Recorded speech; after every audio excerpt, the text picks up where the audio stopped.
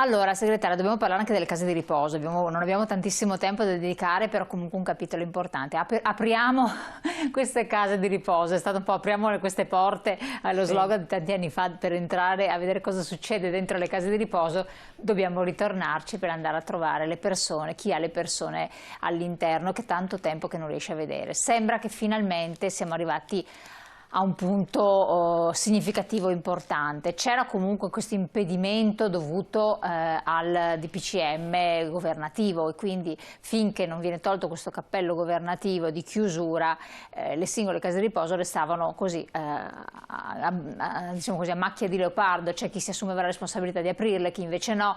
Adesso cosa succede? Cosa è stato stabilito? È stato stabilito qualcosa concretamente?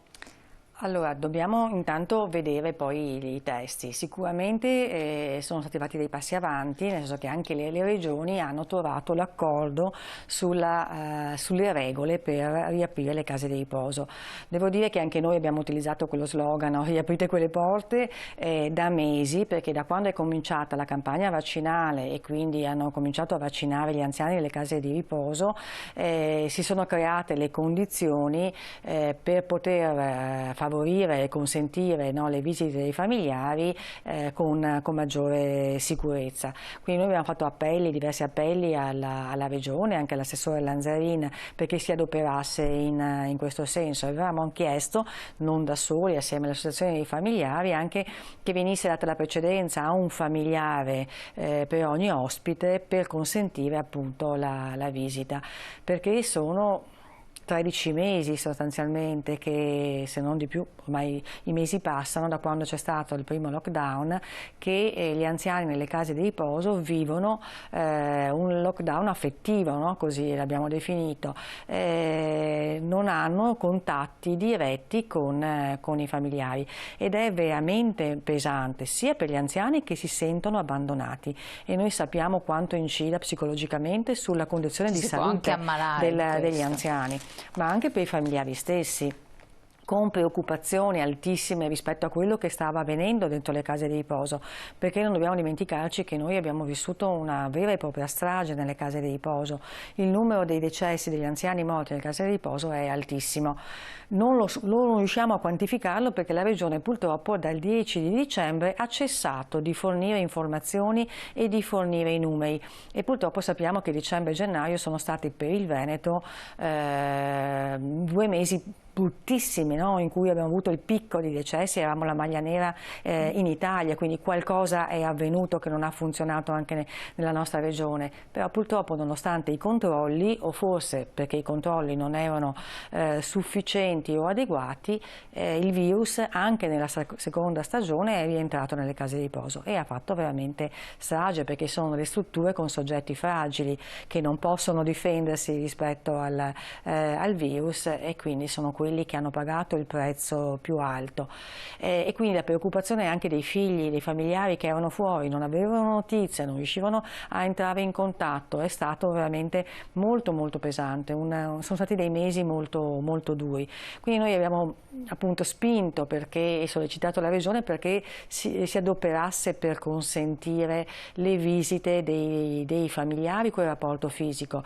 Abbiamo anche aiutato, consentito a installare le stanze degli abbracci, che in qualche casa di riposo ci sono, in qualche altra no, perché poi noi abbiamo delle case di riposo che sono molto diverse sia per dimensioni che per strutture. La pandemia ha scoperchiato, insomma, una situazione delle case di riposo che andrà assolutamente affrontata per mano, perché abbiamo delle strutture obsolete, non adeguate, che non hanno consentito i percorsi differenziati, l'isolamento. Anche se alcune sono anche piccole, tra l'altro. Piccole, quindi c'è un problema di dimensione, ma il piccolo potrebbe anche consentire una dimensione più umana, però va trovato un equilibrio, ma soprattutto va garantita anche un'assistenza adeguata, quindi c'è una carenza di personale medico, di personale infermieristico, che sono temi che abbiamo già affrontato, abbiamo denunciato in tutti questi mesi. Va cambiato l'approccio, perché nel Veneto quasi il 90% degli anziani ricoverati nelle case di riposo sono persone che hanno problemi di non autosufficienza, quindi il tema sanitario diventa centrale, quindi ci vogliono figure professionali adeguate per questo tipo di cura e comunque va garantita anche la dimensione sociale. Quindi noi eravamo proprio molto preoccupati, avevamo lanciato l'allarme per questo distanziamento affettivo, no, tra i familiari e gli anziani, e ci auguriamo che adesso l'azione congiunta delle regioni assieme al Ministero, grazie al fatto appunto che sono stati vaccinati, possa consentire se non nei altro con prossimi questo giorni. famoso passaggio, diciamo, con chi è vaccinato oppure chi ha fatto un tampone 48 ore prima, insomma in qualche modo massimo 2 persone, poi sembra che possano accedere, no, a queste strutture con degli orari, con dei turni, con delle cose, insomma, in modo da essere tutto molto controllato. Sicuramente, però insomma, diciamo che il proseguire della campagna di vaccinazione, che finalmente dopo una partenza molto disastrata anche nella nostra regione, perché come sappiamo insomma, avevano trascurato proprio le persone più anziane, quindi più fragili, adesso finalmente sta ingranando e quindi si sta vaccinando una parte sempre più ampia della popolazione. Questo favorisce anche appunto la frequentazione anche con gli anziani, non solo diciamo nelle case di riposo, anche a domicilio. Anche a domicilio, perché esatto, molti hanno lamentato la solitudine anche a domicilio. Infatti noi abbiamo cercato di sopperire a questo, di prestare assistenza a noi, le associazioni di volontariato, perché la solitudine a casa è un altro dei temi che è esplosa in tutta la propria drammaticità in questa stagione. Siamo ancora preoccupati perché ci segnalano ritardi nelle vaccinazioni a casa delle persone che non possono muoversi, delle persone con un'autosufficienza. Stiamo un po' monitorando la situazione, ma a macchia di leopardo ci sono ancora delle difficoltà e quindi anche su questo vorremmo sollecitare la Regione per adoperarsi, coinvolgendo anche i medici di medicina generale che hanno dato la disponibilità. Sono loro che dovrebbero intervenire sostanzialmente. Sono le USCA assieme ai medici di medicina generale, dipende dall'organizzazione, quindi la Regione, la struttura sanitaria regionale deve mettere anche i medici nelle condizioni di valorizzare la loro disponibilità nelle vaccinazioni a casa. E poi si devono finire di vaccinare i benedetti 60-70, che sono i disertori del vaccino, tra virgolette, detto bonariamente, insomma. No, vabbè, ci sono diverse condizioni, sono stati anche quelli molto colpiti dal Covid, per cui non avendo una macchina che funziona bene anche nello scambio di informazioni, perché purtroppo abbiamo verificato che questo è un altro dei deficit che abbiamo. Quindi non è detto che si siano rifiutati o non siano iscritti? Alcuni semplicemente hanno già avuto il Covid e quindi non sono nelle condizioni, non possono vaccinarsi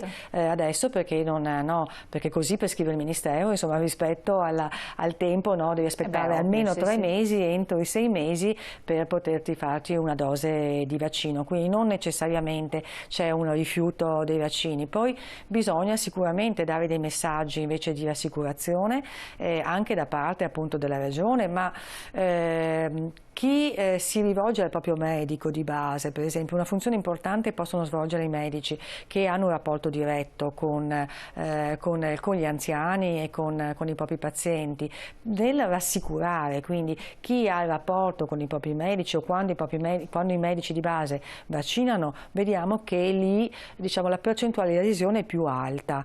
Negli hub ancora insomma, abbiamo delle resistenze, delle incomprensioni, quindi sarebbe utile e opportuno che anche la Regione facesse una campagna di informazione, di comunicazione usando i medici di base su questo per informare, per rassicurare, perché purtroppo queste notizie sui vaccini hanno creato oggettivamente confusione e panico. Però noi non abbiamo segnali di resistenze. Noi abbiamo tanti che continuano a chiamarci come faccio a vaccinarmi, no? La difficoltà a prenotare, problemi di questo tipo che persistono anche se si stanno gradualmente riducendo, perché appunto finalmente la macchina organizzativa comincia a funzionare meglio.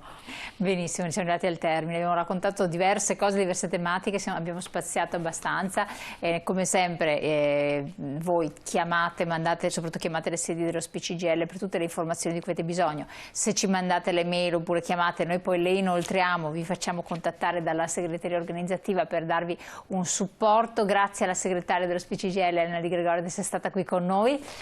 Grazie e vi saluto alla prossima occasione. Benissimo, e anche a voi grazie telespettatori, alla prossima occasione, alla prossima puntata. Naturalmente le puntate le potete rivedere in replica sul nostro sito internet. Buon proseguimento.